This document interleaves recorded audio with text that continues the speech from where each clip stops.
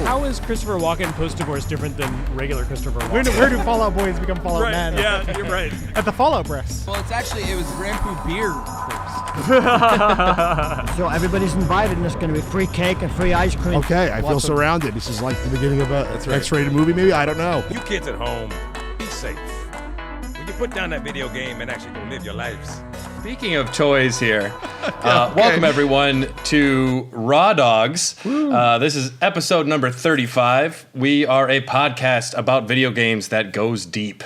We discuss topics ranging from the rise and fall of BioWare to the economic implications of a robotic society in the Mega Man universe.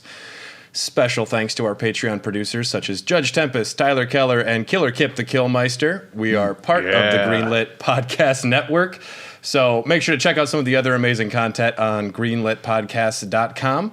I'm, of course, Brad. You recognize me as the bearded one if you have seen me before. Otherwise, I just sound bearded, apparently. And we have Dylan. Do you want to say anything about yourself? Now, I used to be Big Tex, but I'm thinking of calling myself the Quinine Cowboy because I really like gin. What's quinine? It's an ingredient in gin. It's kind of the thing that gives you the weird burny feeling. Isn't that an ingredient in tonic, not the gin? Well, so there's like juniper in gin. Right. And then there's quinine in tonic. That's it. Quinine is an ingredient in tonic. I completely misspoke. Speaking of juniper, Tom, would you like to say hi? Hi, my name is Tom. I'm sometimes raw, sometimes not. Sometimes raw, sometimes dog. Sometimes a dog. But I'm grateful to be here with you tonight to talk about toys. Because they're like my favorite thing. As long as they're talk kept in the about box. Tom's not playing with toys here in a second. We're joined by a very special guest. Jack, would you like to introduce yourself? Yes, my name is Jack Packard. I just ate 525 calories worth of ice cream. Congratulations, sir. Did you count that out yourself? I do. I have an app. Did it contain quinine? It's good. Right. It's good. That's how I know so many things about quinine. Or I used to drink a lot of gin and tonics. No, that might be true too. And you read that tonic bottle because that's all you got. It's like reading a video game manual on the way home while you're driving. It makes your mouth so dry. I wanted to see someone's response when I'm reading a PlayStation 1 manual in the car while driving.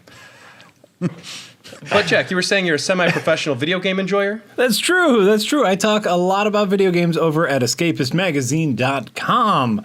I'm either live or have a show almost every day over there.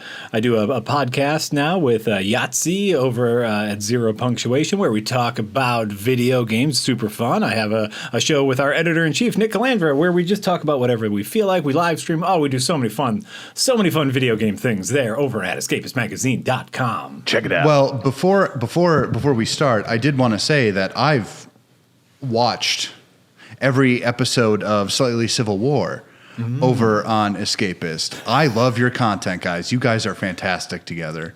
Thank you. We genuinely enjoy each other's company, which is rare. And we had talked a little bit beforehand. He is in general a fan of Red Letter Media, and myself and Rich have been a fan of Yahtzee since he put out his first review on YouTube. So we had chatted a little bit beforehand, just kind of, Twitter DMs and whatnot. But now that we get to talk regularly, I feel like we genuinely enjoy each other's company. Wow. Yep. I want to know what Yahtzee that's like. Forever. And the moment that you said that Jack was going to be on the podcast, I'm like, it's always weird when I fucking know the people a little. It's not like he's my hero, but it's also like you get these parasocial relationships. Dylan, we're starting to become a real podcast. I don't appreciate the thought of that, and I'm just going to, yoink.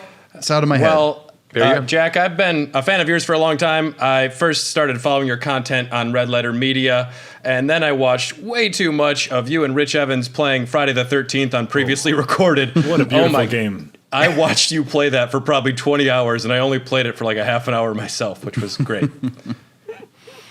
Yeah, it's fantastic. That was a fantastic time. Been a fan of yours for a long time, so thank you for joining us.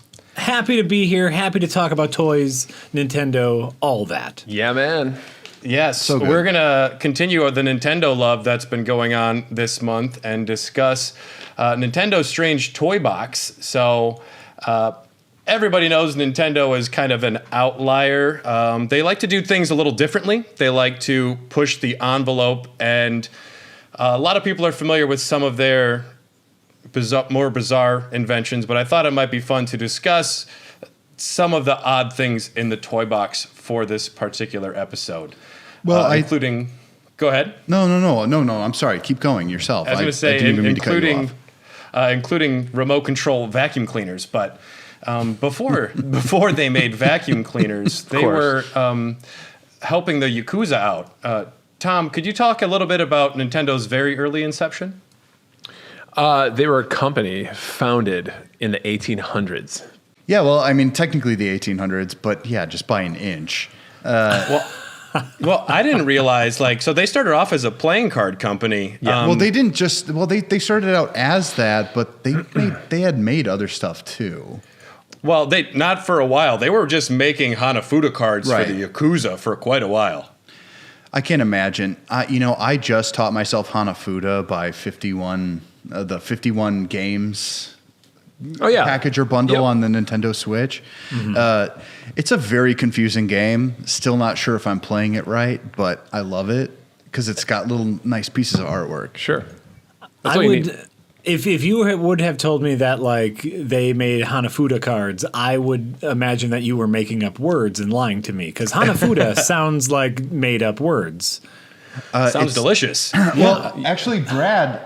As he picked up his PSVR today from my place, he dropped off a package of Nintendo Hanafuda cards. Ooh. Are they normally that small? I don't know. I was surprised at how small they were, but they're like little plastic cards, and they don't have letters or numbers or anything, but just beautiful Japanese illustrations of Mario and bullet bills and stuff. Oh, yeah, he's dressed like Napoleon, which seems yeah, because. Originally, Napoleon was their best-selling Hanafuda cards back in the day. Yeah, that's true. Mm-hmm. Yep. They also made nude lady cards, which I wish I could to get my hands on a copy of those. Princess Peach, baby. Oh man, years before Bowsette. So you could finally replace that dirty pen where you click in and the bra comes off. Nintendo might have one of those. Bowser taking off his shell or something. Ooh. So they were mainly making playing cards for quite a while, but many sex hotels, taxi companies, noodle soups, baby swings, and photocopiers happened, but they did eventually start making toys. Yeah. Yeah, and they made some pretty bizarre things. Did you guys have a chance to look through any of them? A few, but where it really pops off is the 1950s, is when they get a lot of licenses. They made a lot of Disney crap, which were just the worst, dumbest trading cards, which really makes me think less of my grandparents. It's just you found this entertaining? Go get a stick and a hoop. You mean the guy that just showed the Hanafuda cards? Right. They had that in a pile of dirt. Come on. Well, and then you see the outfits that they used to wear for Halloween or those costumes. It's things were different back then, man. Yeah. I mean, I get it. It's fine. It's all nightmare fuel. It's all in the Peanuts comic strip, I tell you. Nintendo was literally making a racetrack for weighted beans that had variable movement. Yeah, what the fuck was that all about? It was just a chute that you put beans on and tilted it? It's like Plinko. It's kind of like Plinko. That the beans have a little weightedness to it, so they kind of move like slinkies. Yeah. They made a few other race tracks. They made their first electronic toy in 1965, but there's a name that I've heard associated with Nintendo for a long time, but until recently, a week ago, I didn't realize how important Gunpei Yokoi is. Yeah. Oh, absolutely. Well, yeah, he got first noticed for making a grabber toy, which I now associate with my grandmother, whose bones fused together and couldn't bend over to pick anything up. So she was using the Ultra Hand? Yeah, she was using the equivalent of it in the year 1999. But it's just I was just oh, it's grandma's literal prosthetic. You just had a little pair of grandma hands at the end of it? I mean, I mean, kind of like it's how she picked up her pack of cigarettes because she couldn't bend down to get them. There's got to be a fetish out there for that. Yeah, for grandmas. For grandma hands. It's called dragon slang. Like if you go for moms, it's cougar hunting. If you go for grandmas, it's dragon slang. They're sitting on top of the coins in their den. Hell yeah. Get me Answer 3 riddles there, Bradley. Get me in your hoard, grandma. Yeah. Rub my bunion, baby. You have so many treasures. Gunpei Yokoi. I knew that the dude had invented the design for the Game Boy and done a few other things, but Nintendo was just kind of dabbling with toys and they weren't super successful. But Gunpei was fucking around while he was supposed to be fixing a Hanafuda machine, and he made just at work the Ultra Hand, and the grandson of the founder of Nintendo, who. Tom, I think you have some stronger feelings about that guy. Was that Hiroshi Yamauchi? Yeah. Yeah. He kind of ruled Nintendo with an iron fist. Was not a very pleasant man. He's the... I don't know if this was ever founded as a rumor or not, but I think the story goes that when the Wii U came out, he told... Satoru Iwata at the time that if the Wii U was not a success, that he should kill himself, and that was his son-in-law. So, nice. I didn't know Iwata was his son-in-law. They're all son-in-laws. It's literally just a family. I know. Yeah, Minoru Arakawa. When they started Nintendo in the U.S., he was a son-in-law. But there was some relation there, but in Japan, when you become a son-in-law, you technically become an adopted part of the family. It's a very strange cultural thing to us, where we're all kind of individualistic. But there, it's like, all right, now you're finally a part of this family. What are you going to do for it? The Ultra Hand was so successful, they immediately ordered 1 million of them to be made before Holiday Rush, and it sold like gangbusters. I guess one of the stipulations was Nintendo sells games. They were doing a lot of board games at the time too, so they had to take the Ultra Hand and just make it so it could, you put a ball up on a thing, you had to try and grab the ball. So they had to make it into a game somehow. Okay. Sure. It doesn't involve saving a princess, but I guess it qualifies. I mean, what else did you have at that point? A lot of that stuff was so inaccessible to most of the grandma market. got her hands on it, and she was able to change her life. Think about that. She got her cigarettes. Listen, the Japanese... No, the kid who had the Ultra Hand was tired of grabbing the cigarette, so he gave the Ultra Hand to grandma. God damn it, grandma, use this. And I used it ever since. Sorry, thanks, Nintendo. Shit. Oh, it's so wild looking at some of these old things and seeing Nintendo logos slapped on them. It is, yeah. Yeah. There was a pitching machine. Yep. With a little plastic bat. Very funny, by the way. I want one. Good for indoor usage. Honestly, I mean, baseball has always been popular in Japan anyway, but to capitalize on that with such simple mechanics, it's a very simple motor within that machine, and even it really made me think about myself, late 90s, early 2000s, as being a conscious child, and being like, okay, you just sold me crap that you found lying around, but you put a nice slack of paint over the top. Hey, as long as there's some good stickers on it, that's all that really matters. Absolutely. Truly. I think what's really amazing about their early days, here in the 60s and 70s, is just how scattershot they were. They hadn't focused in on anything. Hey, we got grabbers, we got Nintendo, we got Lego knockoffs, we got guns. Everybody likes guns. Yeah, we got a baseball thing. Yeah, the kids they didn't have a unifying vision yet, which I think is they were just wonderful. Throwing things against the wall. Basically just putting up a card table on a street corner and, hey, look, like you said, want to watch? Well, I got watches. Yeah. I think a lot of what they were doing wasn't they weren't the first ones to do a lot of these things, but they did copy a lot before they kind of found their identity. Yeah.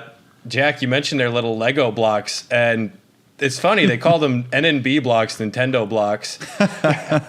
And Well, it's one of those things too where the dimensions identically like allow Legos and them to be used interchangeably. Like Mega Bloks. You remember Mega Bloks, right? Oh, they're still around. It's funny to like that they were able. They were sued, but they were able to get around it because they have a few like rounder pieces. Right. Better lawyers. Well, I think since Nintendo is now working with Lego, it'd be fun for them to take some of their old Nintendo Lego block designs and re-release them or something. I'd be totally down for that. Mm-hmm.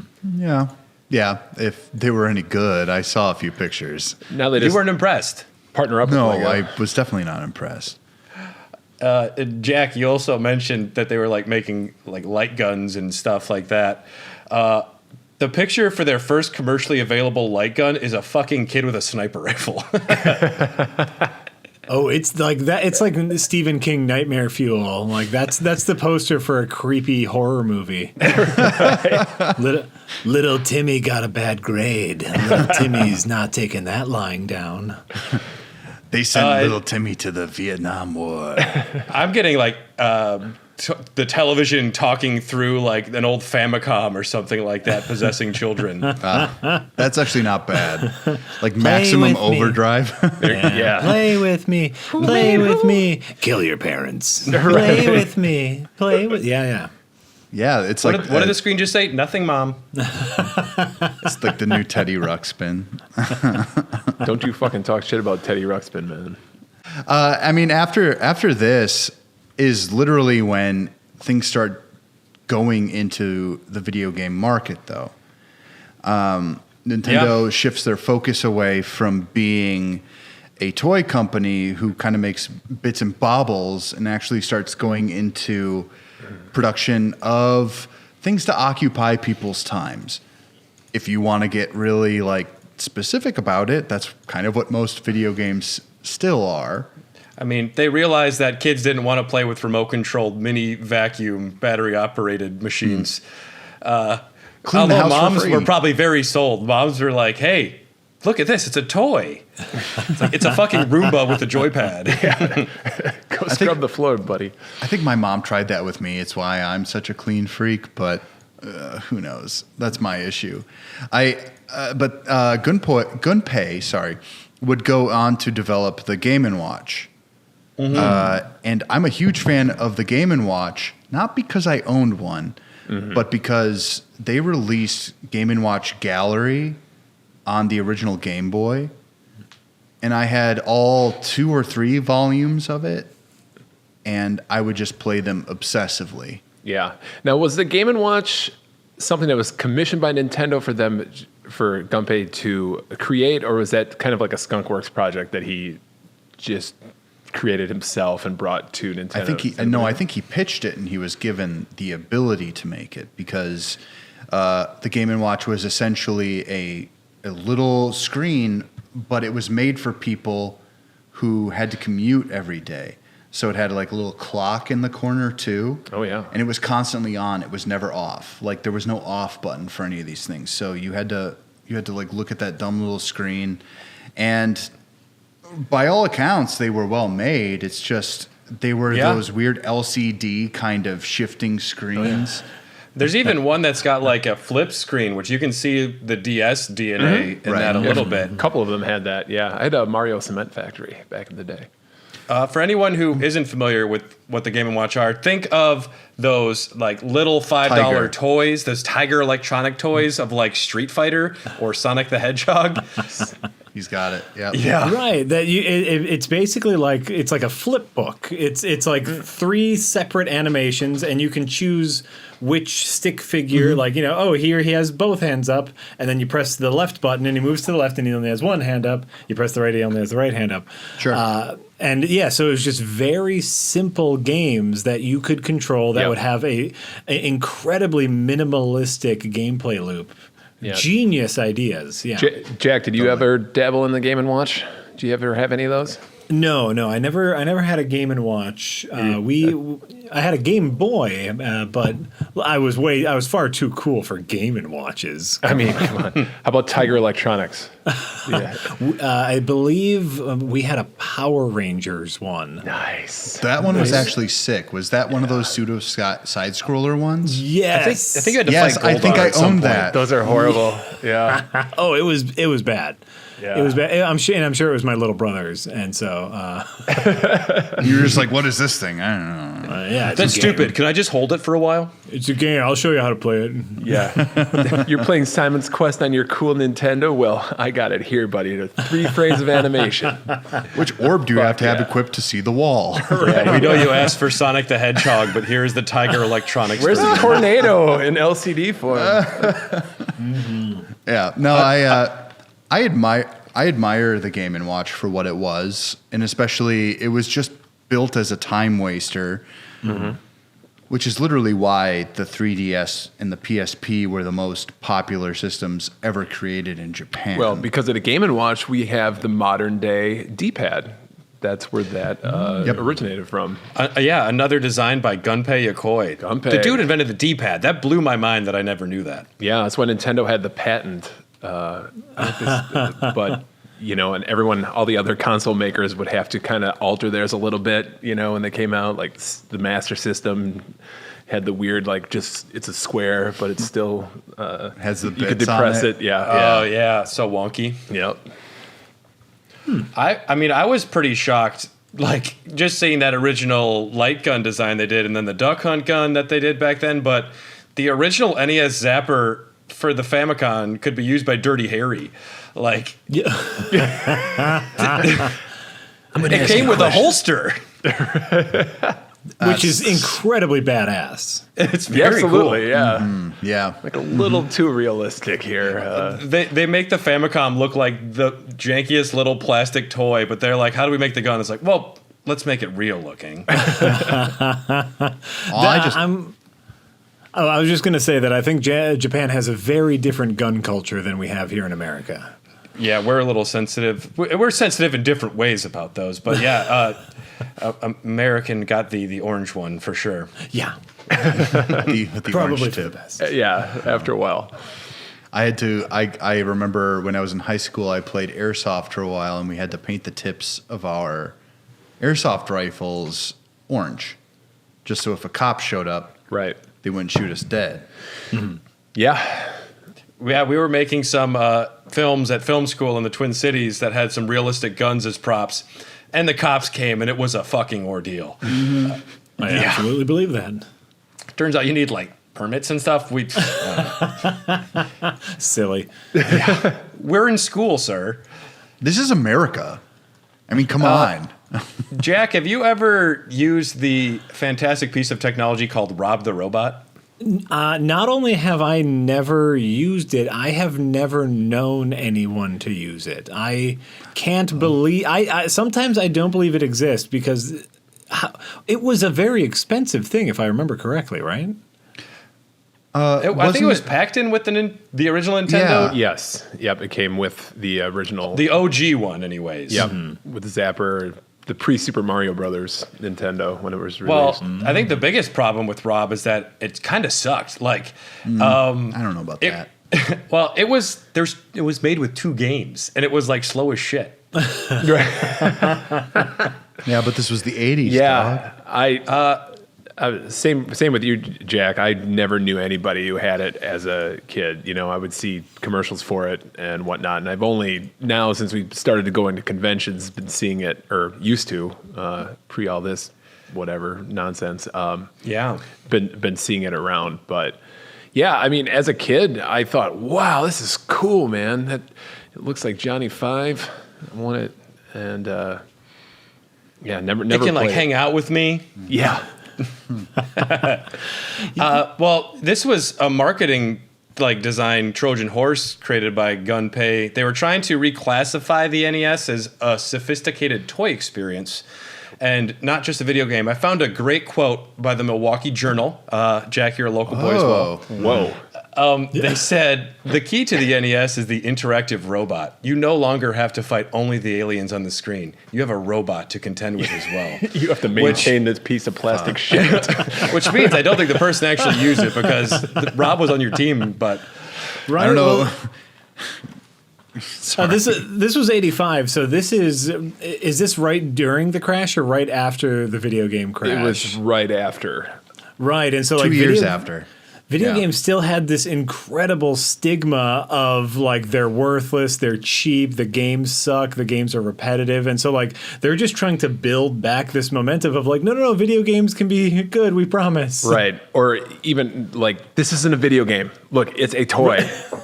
Buy this. They're not video games. They're game packs. Like just please buy this, please. Yeah, and that's probably what ended up saving it in the long run because it was kind of like a Trojan horse for the entire idea. Whoa. It's just like, do you like this Rob and you like a Duck Hunt? Oh shit, Rob's a Trojan man. Mario Brothers. What are we gonna do? We're gonna give the kids a robot and a gun. Yeah. Uh-huh. Yes, that's perfect. Put it in Sears. I'm a 40-year-old man. That's all I want now. I actually have a theory. I have a theory on why it worked so well, and I really do, and I will stick with it. And that Rob worked so, or the concept?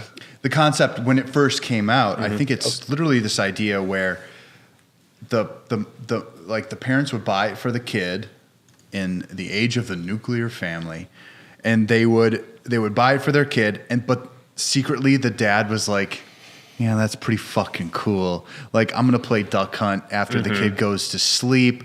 I'm going to fuck around with the robot after I come home a bit too drunk from the bar. I do actually think that had to be what, like, pushed it. I will say my dad was probably worried about me playing too many video games, but he saw Duck Hunt and he's like, this might be something good for the kid. Yeah. Right?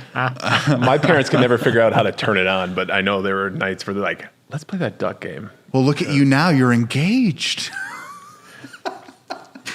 All because of thanks, Duck Hunt. All because of Duck Hunt. Duck Hunt turned you into a real man. Now I'm a man. I went hunting for 2 years and I started a video game podcast. That's right. That dog's not laughing at you no more. I'll be the officiant. Teach that dog who's boss. I'll be the officiant for your marriage, Brad, and I'll dress up like the Duck Hunt dog if you want. Oh man, I had other thoughts for you for the wedding, but I think you might have to. Whatever it is, you're going to be dressed as the Duck Hunt. I'll just dog. laugh at you the whole time. So. And Dylan will show up with a Nintendo Zapper and call off the wedding. And I'll be like, nobody move. Another Trojan horse of marketing had mixed results. Who's seen The Wizard? I've seen The Wizard. Yeah. I'm the only one who hasn't seen it. You haven't seen it? I haven't seen The Wizard. Bad. Familiar. Why are you even on a video game podcast? What is wrong with you? Isn't that like the entry exam? Yeah. To be on a video game Wow, we need podcast? to revise that fucker. Wow. I wasn't given an exam, which is crazy. Yeah, your grandfather did. They heard what I had to say about Assassin's Creed, and they were just like, fine, say shit. I don't care. I was surprised that Nintendo wasn't even involved in the design of the Power Glove. I mean, it's a piece of crap. It was something that they definitely wanted to look badass, though, with the movie The Wizard. It was a piece of crap, but man, I wanted one so bad as a kid. Oh, you would have kept it in the box, and you would have looked at it, and you would have been like, man, I wish I could have worn this. Well, again, with the whole being left-handed thing, they never made a left-hand version of the Power Glove. You would have figured it and out. I'm like, thank God, because I probably would have tried to buy it, but yeah. Did it have a keypad on the side, too? Yes. Yeah. Yeah? Mm-hmm. Have you guys used one? Yes. Use in quotes. Yeah, no, you don't use a Power Glove. You put it on your hand and then you try to use it and it never works. Exactly. I never got it to work right. I mean, you would have to enter like a code. Like every game had a code, and like you would have to. You could try playing Mario Brothers with it, where you would use the D-pad on it to move, and then flick your wrist to try to make him jump. I mean, right. You're watching The Wizard, and the guy's playing Rad Racer, like he's just psychonetically moving the car with his The Wii before the Wii. Yeah, exactly. No, I mean it was all garbage. Like all of the early Nintendo accessories. You know, I'm thinking of the Power Glove and the running pad for the Power Olympics Pad, game. baby. The Power Pad. That's what it was called. And I remember we would try our damnedest to run on that pad. Like, oh yeah, look, it's like we're really exercising. And that thing too, it broke after the second time he used it. So you just go back to the controller. Yeah, and I mean with the Power Pad, I mean you tried, or at least little fat kids like us would try running on it for a little bit, and then it was like 5 minutes later we're down there playing bongos on the the Power Pad. Yeah, exactly.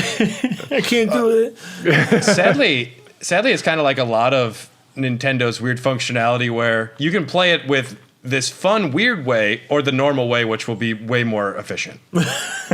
Right. Lord knows I don't want to play Skyward Sword either way, but I would prefer it without waggling my arm every 5 seconds. Nobody needs that. Well, now you can. Now you can do it through analog. Yeah. Well, But it's weird. That's odd. It's stick controls. I really think this game is going to get a lot of people in, and everyone's going to be like, new Zelda game. But these are all people who bought a Switch like 8 months ago, and they're going to be like, what the fuck is this horse shit? This isn't like Breath of the Wild. We promise it's pretty good. Just check it out, please. Jack, what's your hot take on Skyward Sword? Unfortunately, it's not hot at all. It's a bad game. Okay, you're welcome on the podcast anytime you want. Right? It was like the biggest horseshit of all to be like, we're not going to show you a damn thing from Breath of the Wild 2. We're still working on it, maybe. But here to placate you, to hold you over, here's this game that nobody ever wanted or liked. Now, Jack, I heard a rumor today that they didn't want to interrupt Mario's 35th anniversary celebration, which ends this month, at the end of the month, and they want to hold off on a lot of the Zelda celebrating until later on. That's what I was reading in a lot of articles. Way to kill the party. Hold on. Were they afraid of offending Mario? Well, you don't want to. You don't want to like be advertising against yourself a little bit, like. It's just like Santa. we gotta give him some space. Right. It's Mario History Month. I read a lot of articles about that today. I was surprised too, but they're saying insider sources are saying there's going to be a lot of new Zelda news and announcements coming soon. I've heard through the grapevine. This might be breaking news on this. Your uncle works at Nintendo? Yeah. Here it goes. His name is Jim Blorf, Nintendo guy. Very good. Okay, right. Sounds legit. Well, those improv I've actually really heard that since the HD remakes of Twilight Princess and Wind Waker already exist on the Wii U, that they're going to bundle them together and essentially send them out as available one for package. only 3 weeks before they're locked in the vault. No, yeah, exactly. Yeah. Well, I was surprised. The Super Nintendo, like NES mouse, I thought was largely a Mario Paint machine. Mm-hmm. Well, yeah. I was surprised to learn it can play over 60 different games. There are people that played Wolfenstein on the Super Nintendo with a mouse. That's relatively. Is that like playing Dark Souls with a DDR pad, though? Yeah, I don't know. Like on piano, it's just like playing Celeste with a DDR pad. There you go. Yes, I saw a speed run of that. It was pretty impressive. I believe that. I could do a video game fast. Huh? Yeah, I really enjoyed Mario Paint. I don't know if you guys played it back in the day. I've watched videos of it. You were like 2. I've watched videos of it. Okay, which is what I was saying. I never said I played. Me and my buddies, or I should say, I knew some people who would just try to make pornographic animations constantly in this thing. I've heard a lot of people who were 3 frames of animation. It was like a Tiger LCD toy. It's the same thing with the Game Boy camera, where you could take a certain amount of pictures and you can do a slideshow and you can boost the speed of the slideshow. So you could essentially make little movies on the Game Boy. Ooh. Very interesting. And I know secondhand from because I listen to a lot of people talk about animation. I'm getting back into that. And porn. And of porn. Yeah. Furries, But what they were saying is that one of the first tools that they used early on in their life that got them into the idea that they could actually do it was this. was Mario Paint. Mario Paint, yeah. I mean, it's had a straightforward like music creation machine too, which is really great. I was going to say that I really like that too because Nintendo Power they would show you like they would have templates of how to make the Mario theme, with a separate bass line and the melody, and it was really cool. And then you could hot swap all the samples. So like you could take like the musical samples, have the same arrangement, but then hot swap them for all like the sound effects and get like the exactly wows and stuff. Yeah. In high school, my wife had. Well, she wasn't my wife in high school. She was just my girlfriend in high school. Well, but my sister wife. My girlfriend, who is now my wife, had that, and we would spend hours just like not even making songs, just like it's basically just having the baby over and over again, just making the weird like sound collages. Yep. Or like great time. The first time I ever made the actual Meow Mix theme with the cat. Yes. I mean, I think everybody had to do that. So meow meow meow meow. It was a really interesting experiment in like a game that's not a game, like a piece of software for your SNES, right? Mm-hmm. Yeah. But Nintendo does a lot of that weird stuff. Yeah, that mouse pad wasn't hot. And a piece of Tupperware. I saw Hyperkin release like a new version of the mouse, which looks pretty sleek and is a little more weighty and kind of ready for that very small percentage of people that still want to play Super Nintendo mouse games. But now some people I think were inspired to make music from Mario Paint. I don't know if there's many people inspired to be photographers from the Game Boy camera though. Nope, untrue. You've heard it here. I'm sorry. Verified. Shut down.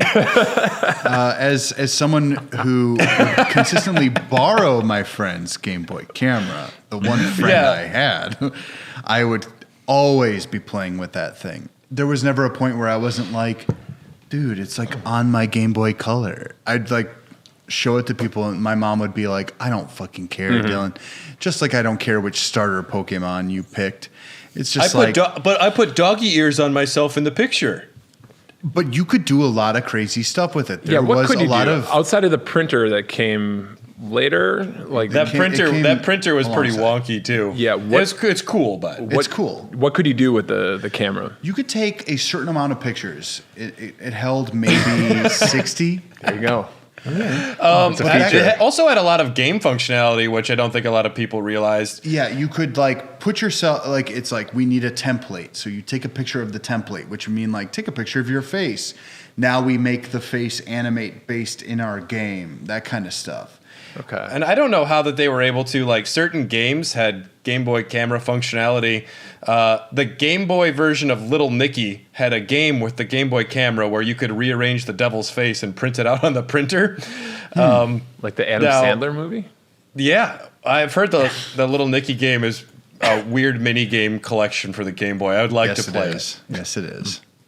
I've only ever seen it in videos. I thought you were making that up. Like, no, that's a Little Nicky game. Game Boy camera's fucking awesome. Fucking awesome. You could like print off passwords, images, like the trading card game for Pokemon. You could print out little versions of the cards on the printer paper. I had a Game Boy what a printer. cheat. I bet they would let me use that in like the pro tournaments. Well, honestly, I think the printer came with probably 1 or 2 rolls of paper, and I don't remember us having to buy another roll of paper.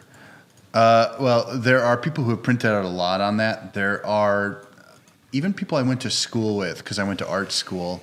There was someone who actually did their senior thesis through Game Boy Color or a Game Boy camera. Really? Oh, that is some hipster bullshit. I love it. It's so hipster bullshit. I love it. Totally. I want to go to a gallery that's all done on the Game Boy camera. Honestly. Well, it's so that paper that you get, it's basically receipt paper. Mm-hmm. Yeah, that's all it is. Paper. Yeah, it's with thermal. Game Boy logo. Yeah. It's a thermal print or whatever. Which paper. makes it the cheapest paper known to man. So, but the fact that someone made this, it's also just like, I appreciated that it was like this whole object impermanence thing. I'm not going to get into it, but I actually really liked it because they took pictures of interesting things, and I'm like, oh shit, I should have thought of this. It's fine.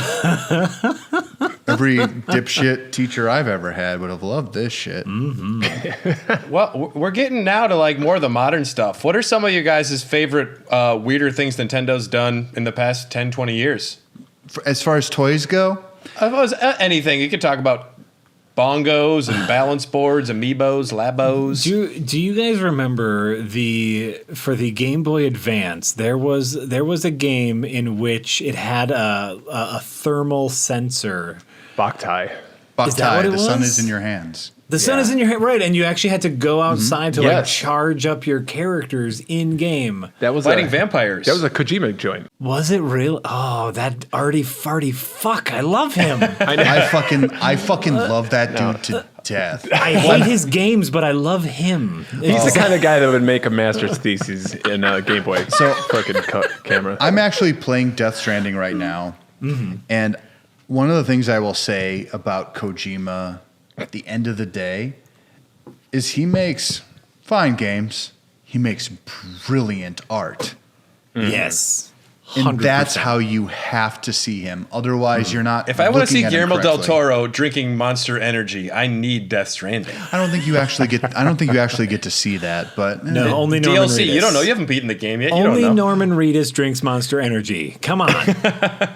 Going back to the Boktai thing, they even made a sequel to that game, and it was on the DS, and so they wouldn't have the ability to like put the Solar Reader in there. But if you have the original Boktai cartridge, like the Game Boy cartridge, you can put that into the DS, and it would still be, and then the functionality would transfer to the sequel game. I had no idea. That's beautiful. Yeah. It's beautiful, and it's like tricking kids to go outside so you can fight vampires better. Which it's also logical, unless you're in Seattle. I mean, as far as gimmicks go, there is. We were talking about Mario Paint with the mouse. Apparently, the one developed for the N64, like the CD, the DD drive or whatever. Yep. Apparently, that had a really good program that went along with it. Yes. And apparently, you could do a lot more stuff with that. It was more interactive. You could actually like, you could actually animate. You could do like somewhere around 120, I think, frames of animation. Don't quote me on it. I don't know if I'm right. I've seen some just videos. I think some people there's some demos in the wild, right, or some prototypes in the wild, but they had like 3D environments where you could put stuff into it and you could manipulate how it worked. Yeah, I thought that aspect of it was very cool. Can we talk about the e-reader, Brad? Ooh, the e-reader. Yeah, let's talk about the e-reader. Brad's favorite. Yeah, what a weird. I had an e-reader. I did have an e-reader. There's something, I don't know what it was about my childhood. My family would buy me the weirdest fucking shit. And then like after it was like part one. Yeah, that's like the 32X. They got me that. They're like, it's $10. Go ahead. Here's a you wanted a new system. I remember having an e-reader, and honestly, I had one pack of the Nintendo games because they're just like little cards you could swipe into your Game Boy that held like Nintendo games or Animal Crossing furniture. Totally worth scanning 20 cards to play fucking Balloon Fight. It was 5. Sorry, okay. And the fact that you could get that off of a card, pretty sick. I mean, I'm not. Yeah, it was pretty cool. I bought one right away. So. I had one too. I recall the only reason I got it was for the original Animal Crossing, because I was at an age where I lost all my friends because suddenly none of my interests overlapped, and I was suddenly the weird guy. Oh, I've heard. No, like don't awe that. We're gonna have a breakthrough on this podcast, guys. It's just they were my best friends and now they're gone. No. I had a great town and I like to go there all the time. Right. Yeah. No, the coolest thing you could do with the e-reader cards is like you can get new levels for Mario Brothers, like scan those in. But I don't know. Maybe it's just Nintendo wanting to make more cards going back to their early days or something. Yeah. I don't know. It was a bizarre thing. What was the lifespan of that thing? Like, how long did that last? Like, I'm going to say 2 or 3 years. Okay. Wow. That's it. Remember it lasting more than the 2 packs that I bought. The reality... It says it can last for 6 to 8 years, but so it can last longer than it was actually viable for. So that's good to know. Yeah, I just didn't know like its shelf life, I guess, how long it was supported for. Long enough. I think the part of it that really kind of hampered it was that if you didn't already have a connection to a Nintendo GameCube then too, there were some things you could do and some things you couldn't do. So it's the same reason nobody played Crystal Chronicles when it came out, Final Fantasy. That game was good. It's a wonderful game. Problem is even now you can't play it the way that it should have been played. You need 4 friends with Game Boy Advances and link cables and stuff. Yeah, there you go. Yeah. Jack, have you used any of the recent weird Nintendo stuff?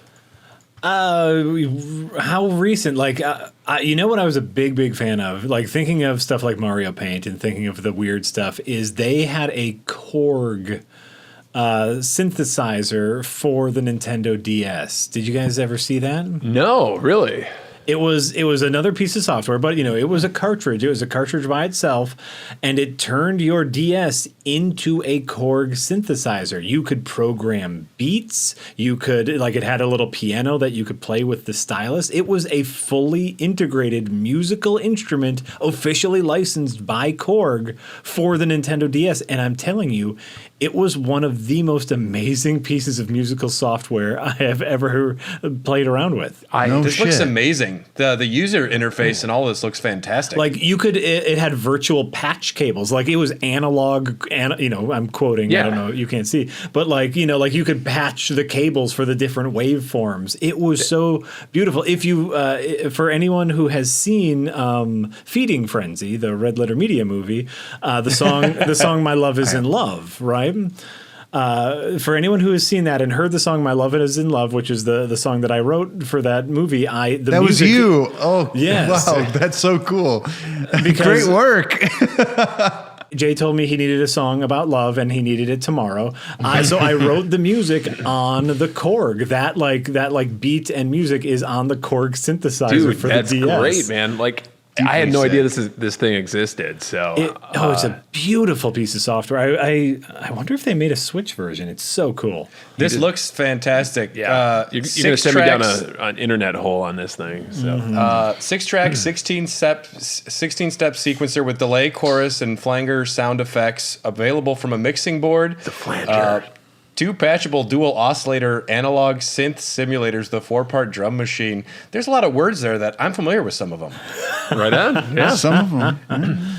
No, this looks great. The DS had a lot of weird stuff. I also remember their little Guitar Hero attachment, which yes, I've only played once, but I'm it's better than it should be. It's like one of those strength grip strengtheners, Or if you lose again on Through the Fire and Flames, you can just break your DS. Squeeze it.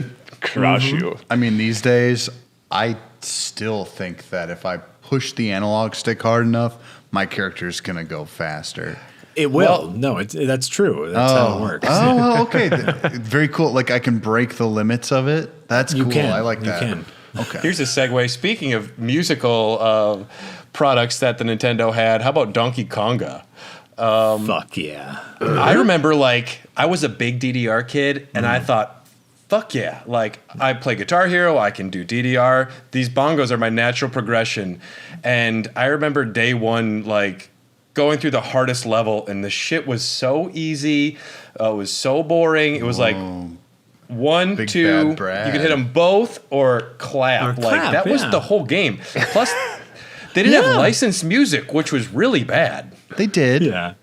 No, they had knockoff music. No, man. they had all the boom, boom, small things. Clap.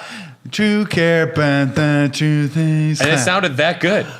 Wow. Honestly, truly, I'm doing a wonderful Can we not one. play a clip of that on the? We'll play the knockoff version, maybe not the real one. No, but they did. They definitely did. They had one Fall Out Boy song too. That's what I remember.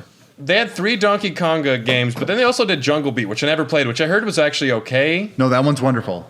That one's actually quite good. It's no Samba de Amigo, but whatever. Let's all have a moment here. My name is Brad, and I own 3 Amiibos. My name is Tom. I own more than Brad, less than you. How many do you own? We're counting them. I don't know. I have the first 1.5 runs. You kind of do. So. You're missing a few. I have first run. I have all of the first ones. Are you sure? Yes. Okay, then I almost have all the first run then too. Okay. I own Then I got the fuck out of that nonsense.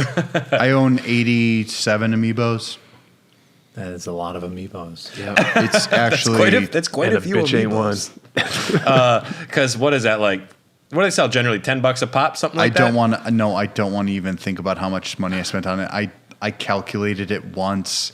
It was like $770. I'm not interested in going back. God, I don't need to know. I don't need to know. I own 5 amiibos. Which ones do you own? I had to count them. They're on top of my shelf here. It's blocked by one of my lights. I own Solaire of Astora, which is my favorite amiibo. Oh, I was looking for that one, could never find it. Oh, right. It took me a while to find. I have the Pikmin one, the Olimar. Oh, it's very cute. Which is beautiful. I have Zero Suit Samus, regular Samus, and the Metroids in the broken container. Is it the one where she's nice. kneeling? Is it the Metroid 2 one? Oh, he's gonna go take a look. Yeah. And I actually lied earlier. I have 4 amiibos. I forgot I also have the Super Mario cereal amiibo. I own the cereal box amiibo. Oh, it does count. Yes. That barely you can scan it. matters. Although Who it doesn't gives a work with shit? most things, unfortunately. It's oh good, yeah. Oh, beautiful dog. Oh, thank you. Yeah, it's yep. so it's kneeling regular Samus, and then like jumping Zero Suit Samus. Yes. Yep. I just think these are cool. No, they're sick as hell. And she doesn't have the P-colored column like Link did. Yeah, that's the P column. P-colored is very column. strange. You use that phrase more than you should, Tom. Sorry. No, honestly, It's my band name. That was like like I was early on. I was an amiibo hunter, so I would Amiibo stand in hunter. line. That's a job title right there for improv. I own right now. I own amiibos, even outside because I take my toys out of their box. I still Tom's are all in the box still. That's why that's a drive there. You guys lay off, all right? so I can use them. Yeah.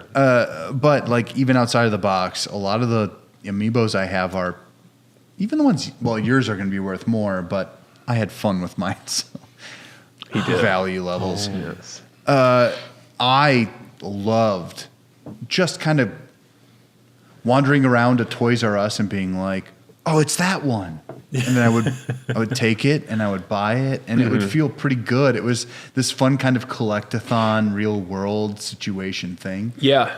I mean, even though I don't have a lot, like I was pretty intense about it at the beginning, to the point where I would travel for work, but I would send my girlfriend at the time, like when I knew like a new batch was going to drop like on a Tuesday. Yeah, when you're sending your girlfriend to Toys R Us on a Tuesday morning, I'm like, it might be more than a no, hobby. worse, I sent her to a GameStop, and that's probably why she broke up with me. Yeah. Yeah, it was it the Oh, that was pre-Kate. Okay. Well, yeah, it wasn't Kate will go get would be amiibos fine. for you. Yeah. Kate would be fine. Turns out, yeah, girls and amiibos.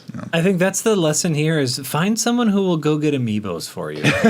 Absolutely. Actually, truth. It's about common interests. Or it's just about like, oh, I know this is important to you, so I'm willing to help you. Like that's absolutely true. You know what's Honey, funny? I'm getting a legless Princess Peach sent here from Japan that I paid $200 for. Can you just bring the box in immediately? Well, then you have to have it's about shared household responsibilities. I think like anything over $100, you got to have a conversation about. That's a conversation for sure. Which is like, this is important to me, and then you have that conversation. Absolutely. Can you imagine getting a divorce and having to split up the amiibos? Who gets what? Like the Beanie Baby divorces? I've- Do you remember Oh, there you go. Beanie Baby Do you remember divorces. that? Where is yes. Where is Tabasco gonna go?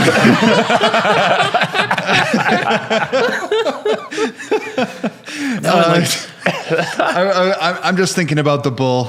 He's a big red bull. Everyone loves him. Where's he gonna go? Where's he gonna go? Amiibos are like interesting things because they're fun figures, and like just as having a little figure is a neat thing. It also has in-game functionality. Yep. I've never understood why they exist, but like I'm not a person who has a ton of baubles. In general, but like people who collect like what are the heads? What are the big head things? What are they called? Funko Pops. Yeah, like people really like collecting stuff like Those, this. So, that's not for to me. be clear, to be clear, the original amiibos were basically built for Smash Brothers for the Wii U and the 3DS. So they were the actual shapes of the trophies in the game, which made them their own collectibles. Now, the difference between that and Funko Pops is that they don't look like shit. By the way, I totally agree with you. Funko Pops look like I think Funko Pops I've never understood those. I think Funko Pops are the garbage. There's going to be a whole island made of Funko Pops in the Atlantic Ocean. And that's where we're going to send our criminals. You have to live on Funko Island. The new Alcatraz, just built on Funkos. They have to mine something of worth from the giant Funko Pop boulders. Yes. I like that. Let's do that. That's cool. And at least Amiibos had functionality, like you guys are saying. Like, not all of it's great, but I remember in Smash Brothers, I bought the Pikachu for Smash Brothers, and you can like make your own Pikachu character and train him. And I'm like, this is stupid. I'm just playing like with a CPU that's a little customized, and I need to have an amiibo. Some people are into it. I remember being a little disheartened, but things like Breath of the Wild was cool. You could get like instant items or things with your amiibos there, or like the suits, costumes. Yeah, costumes were important. Yeah.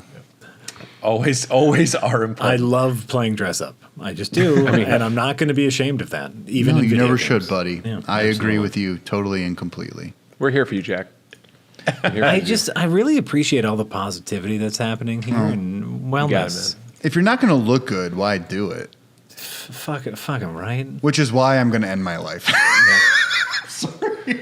You got on. First of all, dude, you look like Bob Hoskins, though. First of all, your beard, nice, looking slick. No, I like that shirt. Now hold on, I was literally kidding. For everyone and anyone, I just wanted to. D-Town. Now I remember one time, my brother told me I'm going to lose 30 pounds on the Wii balance board this summer. I promise you. He gave up on that shit pretty quick, but. The Wii balance board was I don't know, the whole Wii was an experiment in functionality. Yes, that balance board, that was some hot shit for a while. That was in demand. Yes, I was hot on that. Yeah. I don't know. I mean, that's one of those things that was hot for a second, but I don't think who uses their balance board anymore? Oh, I did, man. We did we did every day for years. We would play the games. My wife and I, my wife, who at the time was my wife. Oh yeah, we would do like the little exercise games. Watch the little chart tracker. Love that shit. You did. Fuck yeah. It actually did improve my balance. I'm going to be completely honest with you. It actually saved my feet on several occasions because it does teach you where you're supposed to put your pressure. Okay. Another thing I really loved is that it had functionality with Super Punch-Out. That was cool. Yeah. And I lost my freshman 15 so goddamn quick. We had to be Soda Popinski, I only got to Glass Joe. I'm really bad at it. It didn't really play well, but I kept trying. Right. Yeah, exactly. Yeah, no, I loved the balance board. I just think that it didn't have enough. They were never going to make anything more because it didn't sell enough. I think in Japan it sold quite a bit, but they realized that any software they made for it was immediately just going to sell so much less. Yeah. I thought there were like different waves. I know they sold it initially with a group of mini games, and then that comes pre-packed with it. Okay, yeah, and then I bet there's a lot more Wii balance board games than we're aware of. Like there are, think there'd be? Because I remember there are some snowboarding games, stuff like that. And they rolled it out again and like packed it with like a dance or a yoga game or something, or maybe Just Dance probably. I'm going to imagine at some point had some compatibility. I don't know for sure though. Not positive either. So I'm not a part of it.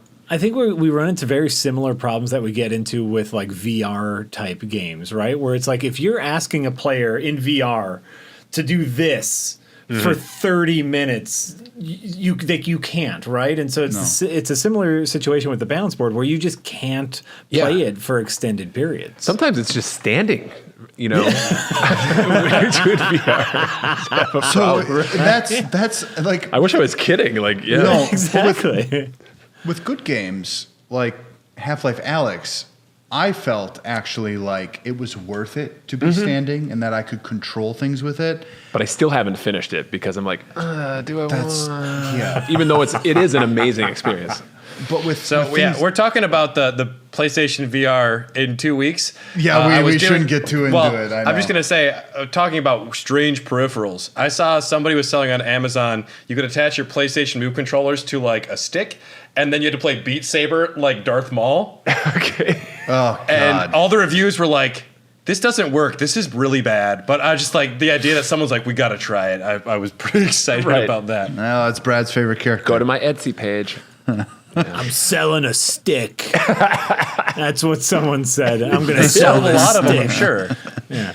Do you want the special stick? Nintendo also decided at some point in 2018 to just sell a bunch of cardboard. Oh, I like Labo. I think it's interesting. I think it's cute and really cool, but it's also like, it's a little baffling. Hold on. Now this wasn't made for us. This was made for children. Let's You bought all the Lego sets. You liked it. So are the Lego sets. I think it's cool. I still think it's cool. I've never owned a Labo. I think it's cool. It encourages learning. It's cool because it's STEM. tactile. It's creating something, which is like Killing a Lego trees. set. It encourages like STEM learning, like programming. These are things that aren't being taught in our schools. Like these are the next people who are going to make our games when we're in retirement homes. Why don't we just give them a little bit of boost? Like the next fishing rod was made by somebody who made the Labo fishing rod. Exactly. Kids didn't like it, is what I'll tell you. As someone who has kids and got the Labo, really excited for them to play with no it. shit? They thought it was dumb. They thought it was super dumb. Which sets did you get? Or I got the one with the piano. Yeah, that's the one I was kind of interested in. But Did it work?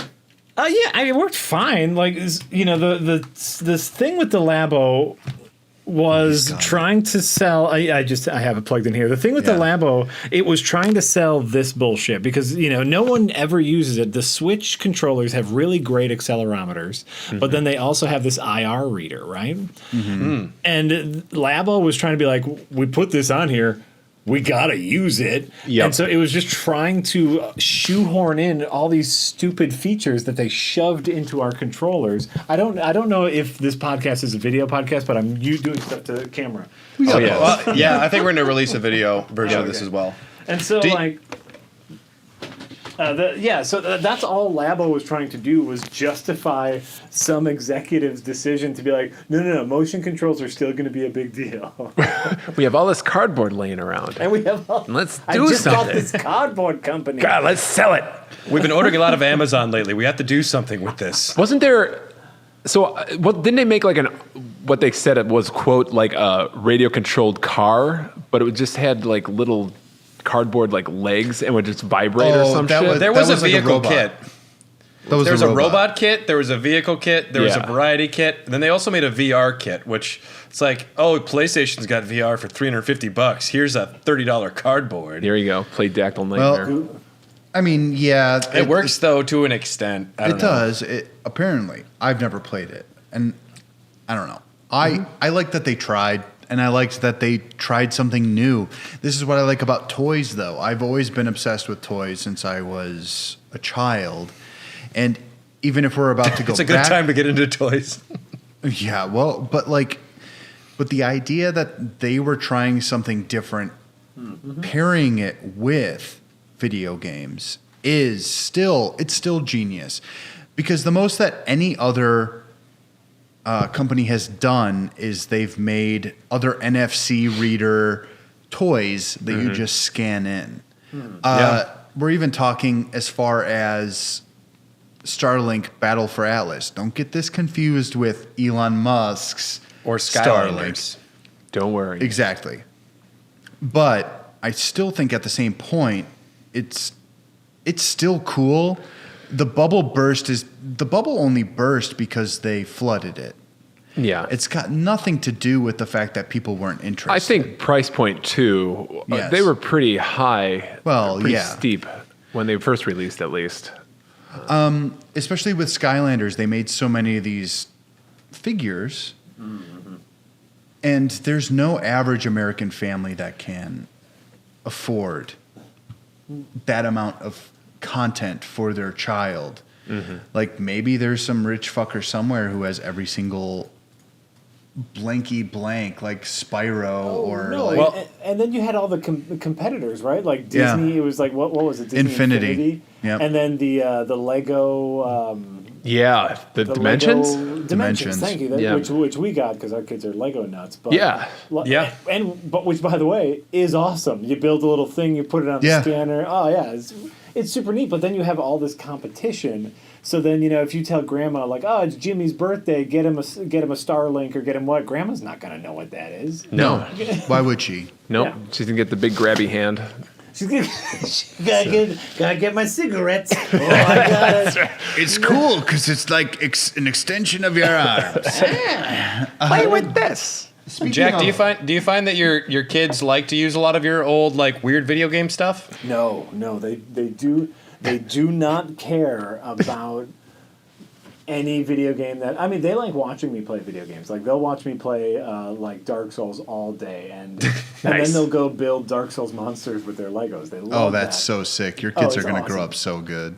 I'm knock on wood.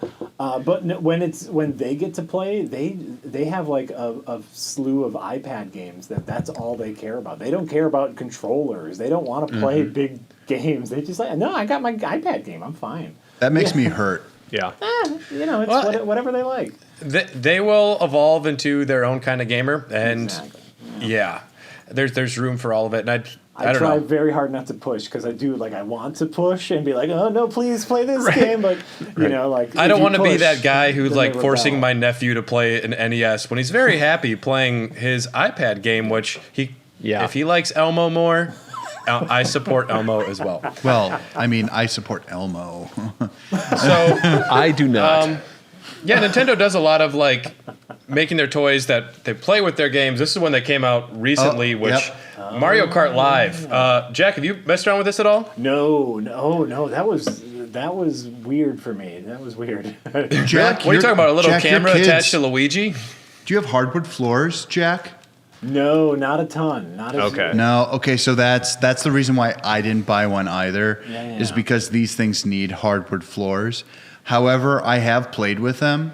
They're fucking fantastic. How did your nieces and nephews respond to them, Brad? Well, they went crazy for it. The fact that you can just hook up to the TV and then just see around your house, just driving the car under a couch or around your cats and seeing them blown up on a big TV. Yeah. They give you the cardboard like 1, 2, 3, 4 to make the course. I've done that 2 or 3 times. Mostly I just hook the camera up and just drive around, and that's all I need. It's great because the cats will respond differently to it. And I did one day when I knew my fiance would be gone for a long time, set up a giant course in the whole house with like DVDs and Blu-rays and toys everywhere. And it was great. And then I had to like spend 45 minutes putting all of my toys back. Putting it all back, yeah. Well, that's the problem. Clean up. As long as you had fun, that's what it was. A lot of fun, and it's a great piece of technology. Every kid, since they saw Home Alone 3, has wanted a camera on an RC car. And when you do actually play the game, it does some cool things. The AR is fantastic. You actually feel the boost. Like it will actually boost and go faster if you hit the mushroom. You get certain power-ups that will make your car veer, or if the track has wind, it's all AR. Your car will veer, as you're driving. So you got to kind of fight the mirror mode. Having like everything backwards in your house is like watching Are You Afraid of the Dark or something. Yeah. It's real trippy. It's crazy. Twilight Zone. Yep. There was one item in particular that inspired this whole episode, and Dylan has recently sunk over $20,000 into it. I'm an absolute. For one figurine. I have it's mostly. I don't know how much have you put into it, Dylan? How much have I put into it? Lego Super Mario. Less than 200. Let's put it out there. Quarts of blood. I did buy Lego Mario because, God damn it, was it charming as hell.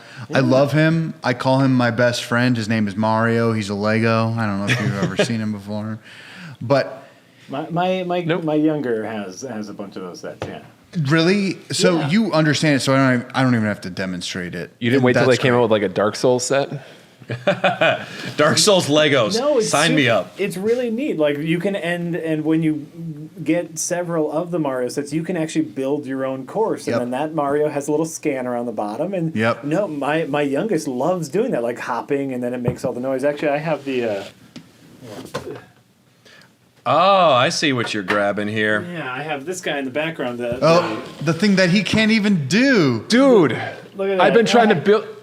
I've been trying to build that. This is the Lego. Wait, so he jumps around? Yeah, and it's all analog. He has like a clear disc behind him, so he just like rubs up against. This is one of the most fun builds I have ever done. Dude. It's so cool. For those listening, the Nintendo Lego TV set. Yeah, the original, like the NES TV and the NES. But this has a reader in it, so you can put that Lego Mario on top here. We're gonna combine ours and do it sometime. You have to, and then you cycle through, and it actually like jumps when this Mario jumps, and it like gets a coin when this Mario gets a coin. Oh, that's so awesome! Sick. It's super neat. I'm actually in the middle. I've been in the middle of building that TV. I built the NES right away, but I've been trying to build the TV for the last 2 months. It comes in like separate bags, right? Mm-hmm. So you can do the build in stages. My bag 10 is missing so many pieces. No, it's not. What? I was on customer support. I'm about to change your life. I was on customer support with Lego Nintendo for a couple times because my bag 10 was also missing. Yeah. There is a second bag 10.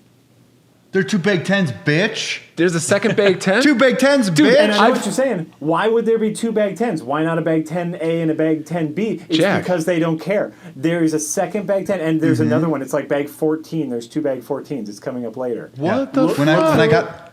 When I got my secured fortress. That's amazing. Yeah. When I got my secured fortress set for this Mario, there were 2 bag 7s. Dude, I've sent away 4 separate times. Yes. For 4 different pieces, and 2 weeks ago, I just said, fuck it. I called up Lego customer support. I'm like, I need all the pieces of Bag 10. Yeah. So I'm surprised Nintendo hasn't made a statement about that. If both of you have had those issues, they should be like, yeah. I talked to the customer service lady, and I was like, hey, by the way, it's really confusing. And she was just like, just look at all your bags. There's another bag 10. So there is another bag 10. Honestly, she's kind of right. Yeah. No, she's also like, to her, she's like, I don't know, it's Legos. Follow the up to instructions. that point, that did not have, whatever. Also, like, but thank you, Jack. There My could be life 2 has things. been changed. No, and it took my kids to tell me that. They're like, Dad, sometimes there's 2 bags with the same number. And I was like, why is there 2 bags with the same number? That is actually quite confusing. And I'm gonna go back a second to where Tom said he opened it right away and made the Nintendo part, which is a bold-faced lie. Tom does not open his toys right away, ever. Yeah, that's true. Yes, I did wait. Can you explain to us your aversion to playing with toys and how that came about? You're Will Ferrell in the Lego movie. Like Playing with toys? Yeah, you are Will Ferrell in the Lego movie. Are you President Business? I am President Business, yes. Dude. Yeah. You're Captain Capitalism. I just like to hoard things, guys. But why? I get no... Okay, so when I brought you I get no Cuphead joy from anything. When I brought you a Cuphead toy from Arby's Happy Meal and you didn't make it into papercraft, that offended me. No, I'm never going to do that because why would you not? It's so nice in its little plastic No, it's bag. not. It doesn't look Has good in paper. plastic. Cagney Carnation up on my shelf looks beautiful. Okay, whatever. All right, Nintendo. I'm just curious. I'm literally just curious because back off, man. You fucker. I want to get to the bottom of this. I'm going to be your therapist right now. Why? Because I never had money when I was a kid, Dylan. I never had toys, and now I have a little bit of spending dough, and now I just want to buy all this stuff that I can't. But that I don't want to play with. What is the psychology behind preserving it? Do you think it's going to be worth something in the future, like people who collect comic books, or? Maybe some of that, but really, no. Is it just a compulsion? I think Tom's the kind of guy that buys like 4K versions of movies that he has never opened and will never open, but he's got a shelf full of them. So, what I will say is sometimes I do like to keep boxes. Like I think boxed art is really fun. Like, I agree with that. I want to say like up on the shelf there, like I have my Steam, like this blue box right here is the box for the Steam controller, which is an awful controller. Yes. But I love the box, and I love having it there. And so it's like, I do enjoy box art, so I can be with you there. Yeah. I have a hard time getting rid of just console boxes, even though I've sold the console. I no longer have the console. I still have the fucking box for it, and I display it like it's like the idol in fucking Indiana Jones. You like feeling like it's on the shelf, fresh for the picking. Ooh, that's part of it, maybe. Yep. So we're nearing the end of our time here, Jack. I did have a question or two I wanted to ask you. I'm ready. You are, from what I understand, the first person that I know that has played the Google Stadia. Yes. Wow. Damn. Wow. What are your thoughts on where the Stadia is right now? Do you see yourself playing more of it? The Google Stadia is your internet browser, so let's make sure we're very clear on that. Yes. The Google Stadia controller sucks, and playing the Google Stadia on what's the casting device? The Google the Chromecast. The Chromecast sucks.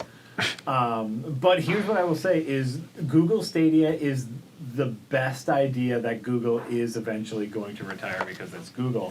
It's getting close. Yeah. It's getting close. I have a very stable internet connection, and so when I play Google Stadia here on my nice gaming PC with my landline plugged in, it's smooth and it's great, and you don't have to download your game, and that's beautiful. Wonderful. Like, if you just want to play a game right now, you buy it on Stadia, and you can play it the second you click that button. That's beautiful. And modern games, the new Call of Duty is going to be 200 gigabytes. Is that the number? This is what I've heard. Yeah, I've heard upwards of it might go over 500. I think with this one in Warzone. I mean, what fucking planet does that even deserve to exist? Right.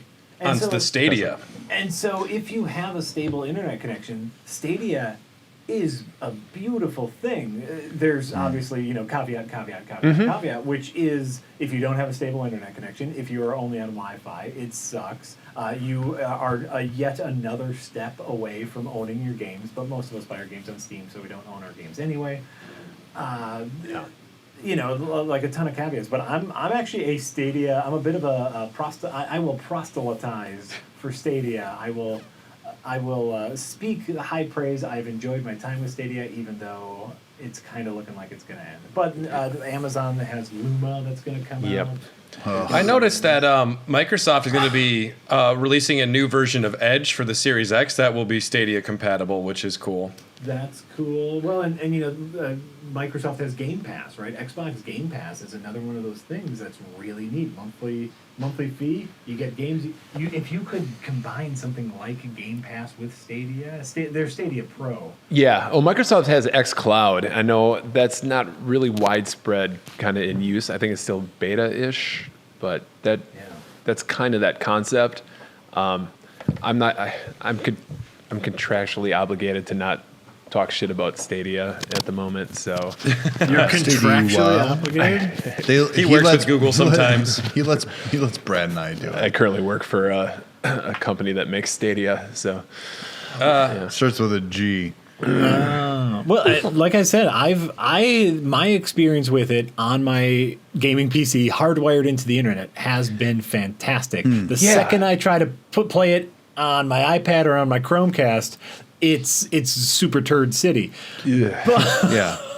But I love the idea, and I think if we can make the more accessible we make gaming, the bigger the community gets, and the better it is for everyone. Yeah, and I don't know. I'm just sad that it doesn't work well unless you're hardwired in, because as a guy who travels for work, when they first announced this thing, I was almost all in, because I'm like, great, I can just pack up the Google controller and go to the hotel and bring all my games with me and not have to do anything else. And then obviously that's a little bit of a pie in the sky. Yeah. No, so I'm all down. I don't think it's working the greatest right now, and and it's looking like they are abandoning ship, which Google unfortunately has a tendency to do with cool things. But I think they've planted some seeds that other companies are going to pick up. Other companies with more bandwidth, like Amazon, who now has all the way. Yeah. I mean, I think the thing that it did offer was once the pandemic hit and everyone was working remotely, like the game developers, they were saying, like, I think Bungie, they were able to test the expansions that they were developing for Destiny by using Google Stadia or like their own private Google Stadia. They were able to make builds and QA test. And I'm like, that is, if there's no like public facing option for Stadia, I think that could actually help the game industry because, I mean, I think they're all going to be distributed for the foreseeable future, maybe just going forward. I think, maybe they're just a little too early, but it's definitely where I think the future of games is kind of heading. And as games get bigger and hard drive management, like playing the which game am I going to delete to download the new game game is always terrible. And so I'm a big believer in it, but I'm also realistic. Did you play that Cyberpunk on the Stadia? No, I'm waiting. I'm waiting for the hype to die down, and I'm waiting for some patches before I play Cyberpunk. I'm the only one in this group who's played it. Yeah, on the original Xbox One. I played it on the original Xbox One, and I did it with no patches. Wow, I'm sorry. No, it was fun. I'm not gonna lie, I had a good time. But Jack, I know you're a gamer who. You play on many consoles, PC, and you do a lot of indie stuff. Is there any games you've been playing recently that you would highly recommend or people might not have heard of? That people might not have heard of. Because I know you play a lot of indie stuff, too. I do, yes. I play a ton of indie stuff. You know what I'm about to dig into is they just did a huge... bug fix update for the Legend of Bumbo game. I don't know if you guys played that when it came out. No. Which is Edmund McMillan, who made Binding of Isaac and was the designer of Super Meat Boy. It's a tile match deck building roguelike. It's very hard to explain, but it's a wonderful, simple little game that's based in the Isaac universe. It came out about a year ago, and it was not ready to come out. Unfortunately, but they just did a bunch of patches, so I'm going to play that. I always go back to For the Warp, which is a fantastic deck building roguelike. That's kind of my thing. What else have I been playing lately? For the Warp is great. Oh shit! I'll have to check that out. I haven't played many of the deck building, and by many, I haven't played any. Have you played Slay the Spire? Slay the Spire is something I have tried to get these dumbasses to play. I heard it's good. That's the one. If you're gonna play one, you got to play Slay the Spire because that is fantastic. Jack, have you played Monster Train yet? Monster Train? I play a lot of games. Hold on. Jack, it's on Steam, and I promise you I've just changed your life. I have another buddy who I work with, and he just brought up Monster Train casually, and then Dylan and him talked for like an hour straight about it. Okay. Yeah. When I recommend a video game, because I am probably the most smarter critical, than anyone else. I'm the biggest piece of shit, first of all, but I'm also the most critical on the podcast about video games, I feel.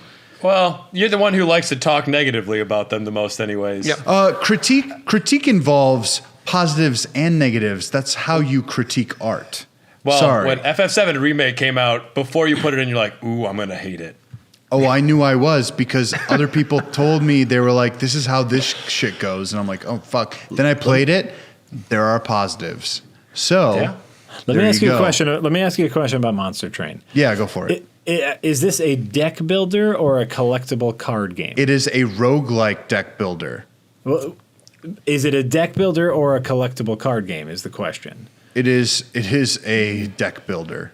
Okay, so you start off every time you start off at almost zero. Everyone's got the same deck.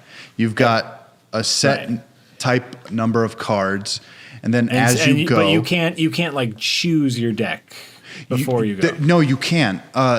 It's based off of factions of these underworld creatures that you do. So there are like Hellions. Right. So you can like customize your deck.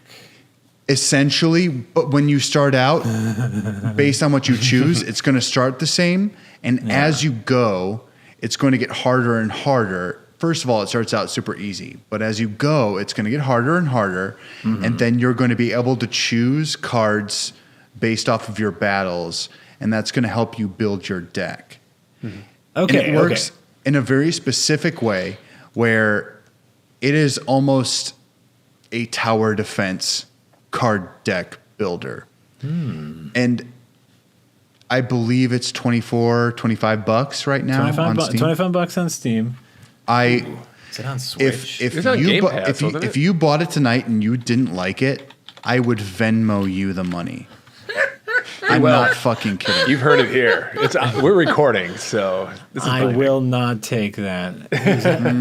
Is it on Switch? I'd play it on Switch. There is going to be a port of it to the Switch, from my understanding. However, right now it is purely Steam. This was my second favorite game of last year. I need a new Switch game. I need to lay in bed and play on the Switch game. Ooh, okay. Well, I'll add this to my list. I'll do a little work in it because I am a particular kind of bitch. I'll be honest with you. If you understood me based on our conversations, I am also a particular bitch. The most particular bitch. I am the most particular bitch. If I'm recommending a video game to you, usually it's pretty fucking good. Ask Brad. I resisted Dylan's recommendations for a long, long time. And then I played Bloodborne, and then I played Nier Automata, and they were two of my favorite games of all time. And then I had to admit, Dylan is actually right about everything. I just, I think it's important to have a healthy ego. And so congratulations. Right. It's the only thing in my life I get to be right about. So I'm going to have to dive into it. Welcome to Raw Dogs. Yeah. I just love it. Like, when I recommend something, it means something. Unfortunately, he's right, though. He's right, unfortunately. Like, his ego is perfectly, it's accurate that time. Oh, no, it's fine. I can barely wipe my own butt, so He did say, like, Labo. And on that note, today's sponsor is a bidet. Is that the note? Because you should. Yeah. We can't get into the bidet talk yet. That'll be for the Patreon stuff afterwards. Don't use flushable wipes. They're not flushable. Don't do it. It's a lie. It's a lie. It's a lie. Thank you so much for joining us, Jack. Very happy and honored to be talking with you because, like I said, I have been a fan of yours for a long time. So we appreciate it. And thanks, Jack. Your content's always amazing and fantastic.